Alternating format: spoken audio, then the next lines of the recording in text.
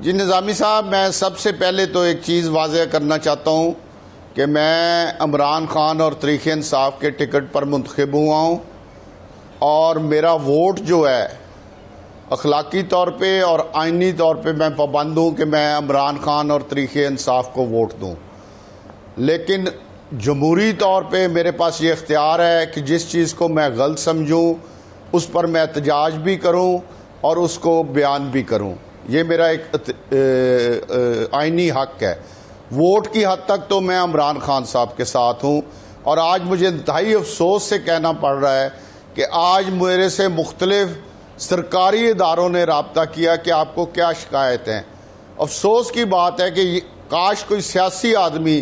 کوئی منتخب آدمی میرے سے رابطہ کرتا کہ آپ کو کیا شکایت ہے۔ آج بھی مجھے بڑا دکھ ہوا اس بات سے۔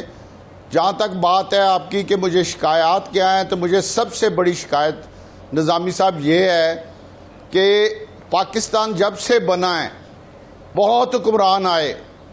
لیکن انہوں نے ایک توازن رکھا بیوروکریسی میں اور سیاسی لوگوں میں،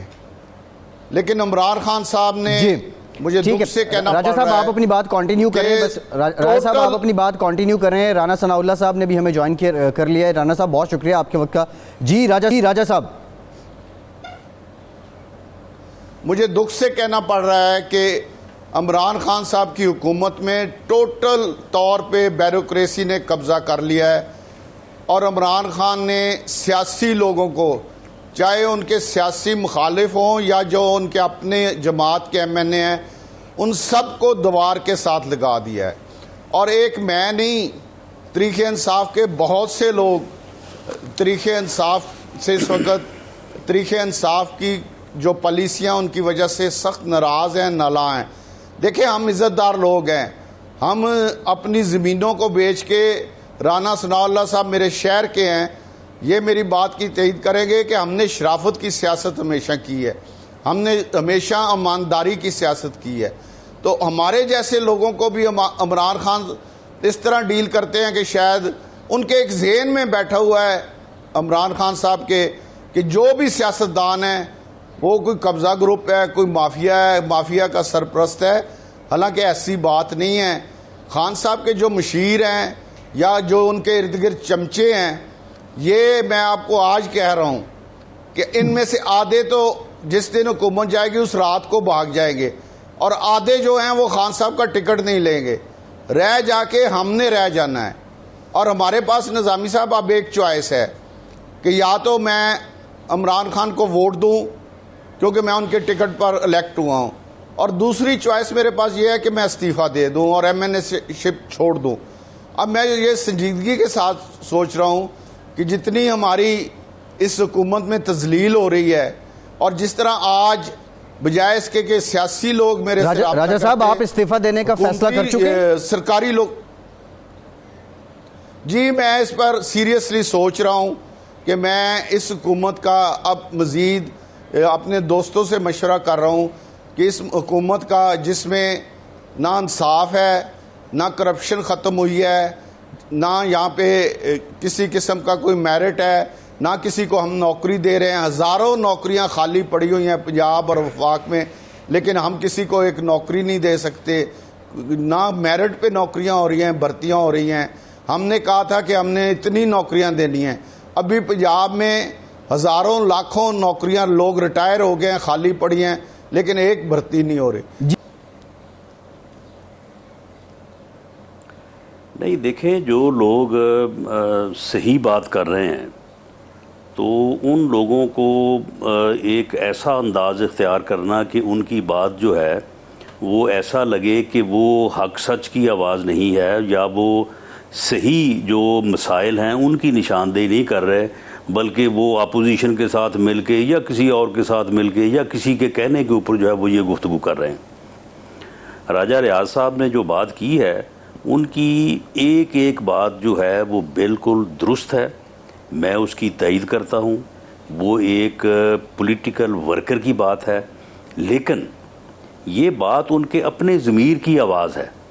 اس میں قطعاً کوئی نہ مسلم لیگ نون کا کوئی عمل دخل ہے، نہ کسی اور کا کوئی عمل دخل ہے، نہ ہم اس بات کو بڑھانا چاہتے ہیں، نہ ہم اس بات کو جو ہے وہ انڈورس کرنا چاہتے ہیں، تاکہ یہ نہ ہو کہ کل کو کوئی یہ کہے یا راجہ صاحب پہ یہ الزام لگائے کہ جی راجہ صاحب تو یہ کسی کے کہنے پہ بات کر رہے ہیں۔ اور یہی ہوتا ہے کہ جو آدمی کوئی صحیح بات کرتا ہے اس کے جو ہے وہ تانے بانے جو ہے وہ کسی سازش سے جوڑ دیے جاتے ہیں، اور پھر کہا جاتا ہے کہ یہ آدمی تو جی فلاں سازش کی وجہ سے یا فلاں معاملے کی وجہ سے جو ہے اپنی پارٹی کے خلاف جو ہے وہ بات کر رہا تھا۔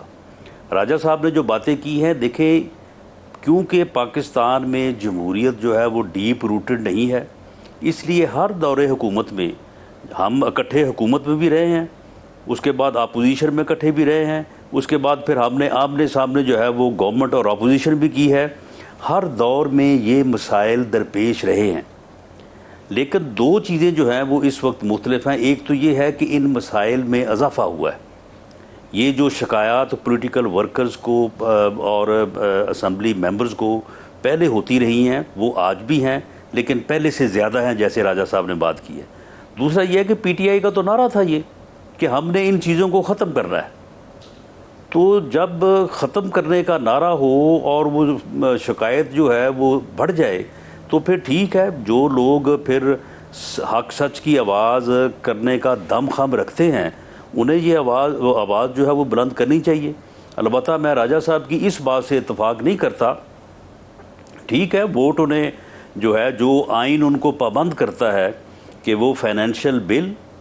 اور پی ایم کے الیکشن میں وہ پابند ہیں اپنی پارلیمانی پارٹی کے فیصلے کے مطابق ووٹ دینے کے، بالکل انہیں اس کی پابندی کرنی چاہیے،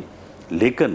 استعفیٰ دینا جو ہے وہ کوئی آپشن نہیں ہے۔ اس طرح سے تو پھر جو آدمی صحیح بات کرے گا وہ اس ہاؤس سے باہر جاتا جائے گا، اور اس طرح سے یہ آوازیں جو ہیں یہ کمزور ہوں گی۔ ضرورت اس بات کی ہے کہ یہ آوازیں توانا ہوں، اور جو لوگ بات کرتے ہیں وہ اپنے طریقے سے، اپنے سلیقے سے اور آئین اور قانون کے مطابق جو ہے وہ اپنی آواز بلند کریں، تاکہ یہ چیزیں ختم ہوں، یہ چیزیں جو ہیں وہ کم ہوں۔ بیوروکریسی کا رول جو ہے وہ اپنا اختیار جو ہے وہ اسی حد تک رہے جہاں تک ان کا اختیار ہے۔ جو پولیٹیکل ڈومین ہے یہ بہت زیادہ انکروچ ہوا ہے، اور یہ آج سے نہیں، یہ پہلے سے انکروچ ہے، اور کسی دور میں زیادہ انکروچمنٹ بڑھ جاتی ہے، کسی دور میں ذرا کم ہو جاتی ہے، لیکن یہ مکمل طور پہ جو ہے وہ ختم ہونی چاہیے، اور عوامی نمائندوں کا رول جو ہے، سیاسی جماعتوں کا جو رول ہے، سیاسی کارکنوں کا جو رول ہے، اسے بھی اجاگر ہونا چاہیے۔ جی ہاں۔ اچھا راجہ صاحب، آپ یہ چلتے چلتے ایک بات کر گئے کہ سیاسی طور پہ تو آپ کو بالکل کسی نے انگیج نہیں کیا کہ کیا آپ کی شکایت ہیں، لیکن سرکاری ملازموں نے آپ سے پوچھا، تو یہ سرکاری ملازموں سے آپ کی کیا مراد ہے؟ جی، جو حکومت کے ملازم لوگ ہیں انہوں نے آج میرے سے رابطہ کیا اور پوچھا جی کہ کیا آپ کا ایشو ہے، تو میں نے انہیں کہا کہ آپ کون ہوتے ہیں میرے سے یہ بات پوچھنے والے کہ میرا کیا ایشو ہے؟ میرے سے بات کرنی ہے تو میرا لیڈر، میں نے عمران خان کی ٹکٹ پر الیکشن لڑا ہے، وہ یا ان کا کوئی منتخب نمائندہ جو منتخب ہو وہ میرے ساتھ بات کرے، آپ کے پاس کوئی یہ گنجائش نہیں کہ میرے ساتھ بات کرے۔ اور میں سمجھتا ہوں کہ یہ آج میری دوبارہ ایک انسلٹ کی گئی ہے، اور جس طرح رانا ثناء اللہ نے کہا ہے کہ بیوروکریسی نے انکروچمنٹ کی ہوئی ہے، میں یہ دعوے سے کہتا ہوں کہ پاکستان جب سے بنا ہے جتنی انکروچمنٹ آج ہے، میں میاں شہباز شریف کے ساتھ سینئر منسٹر رہا ہوں، اور 3.5 سال میں نے ان کے ساتھ کام کیا ہے، 1.5 سال میں نے ان کا ایز اے اپوزیشن لیڈر مقابلہ کیا ہے، لیکن ان کے دور میں بھی اتنا توازن تھا، سیاسی لوگوں کی اتنی قدر تھی، اتنی عزت تھی، اور بے نظیر صاحبہ کے ساتھ رہا ہوں، پیپلز پارٹی میں رہا ہوں، کہ سیاسی لوگ جو ہوتے ہیں، سیاسی جو ورکر ہوتے ہیں، ذوالفقار علی بھٹو نے ایک ورکر کو نے پوچھا کہ ہماری کیا حیثیت ہے، تو انہوں نے اپنی وزیر اعظم کی کرسی پہ ورکر کو بٹھایا کہ انہوں نے کہا یہ تمہاری حیثیت ہے۔ آج ہماری حیثیت بطور ایم این اے یہ ہے کہ ہم سے کسی سیاسی نے رابطہ نہیں کیا کہ آپ کا کیا ایشو ہے۔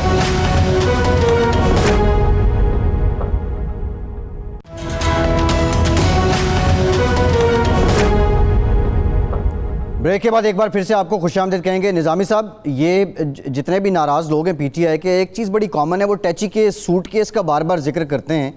یہ ماجرا کیا ہے نظامی صاحب؟ جی، یہ میں کہا یہ ظاہر ہے جو غیر منتخب نمائندے ہیں جو باہر سے ہیں جن کے پاس باہر کے پاسپورٹ ہیں، آپ کو نام بھی پتہ ان کے، وہ ان لوگوں کی طرف واضح اشارہ ہے۔ پلس یہ جو راجہ صاحب سے پوچھنے والی بات یہ ہے کہ خواجہ شیراز محمود ہیں، انہوں نے بھی آپ کی طرح بڑے گلے کیے ہیں، کل آپ کے ساتھ ہی شاید پروگرام میں بھی تھے۔ پھر یہ ریاض مزاری ہیں، پھر اور بھی بڑی کھچڑی پک رہی ہے۔ آپ نے جہانگیر ترین کا بھی نام لیا، جہانگیر ترین بھی جو پرنسپل سیکرٹری ہیں ان سے تنگ ہو کے تو پارٹی وہ جو کچھ ہوا بعد میں ان کو وارک کرا دیا، کہتے تھے بیوروکریسی کی کمزور ہونی چاہیے، جو ہے مضبوط ہوتی جا رہی ہے گرفت کمزور ہونے کی بجائے۔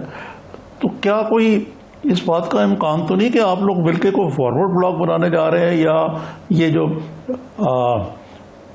اختر وینگل صاحب والا جو معاملہ ہوا اس کے بعد کچھ اپنی بارگیننگ پوزیشن بڑھانا چاہ رہے ہیں؟ کیا مسئلہ ہے؟